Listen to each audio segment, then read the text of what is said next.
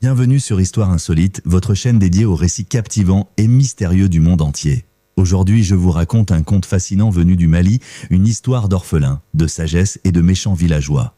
Voici, l'orphelin et les méchants villageois. Il était une fois, dans un village lointain, un homme très riche qui possédait d'immenses troupeaux de vaches, de chèvres et de moutons. Cet homme n'avait qu'un seul enfant, un garçon encore très jeune car sa femme était morte en le mettant au monde. Sentant sa propre mort approcher, le vieil homme s'inquiétait. Il confia son fils à un vieil arbre, un majestueux Caïl Cédra. « Je vais mourir, je te confie mon fils, veille sur lui et conseille-le. » Puis il s'éteignit.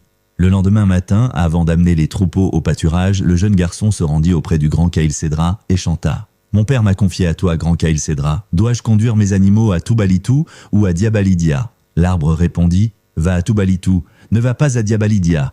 Les vers mangeurs d'hommes seront aujourd'hui à Diabalidia. » Les villageois étaient furieux. Comment cet orphelin avait-il échappé aux vers mangeurs d'hommes? Un chasseur leur révéla que c'était l'arbre qui conseillait le garçon. Alors, ils décidèrent de couper le Caïl Cédra.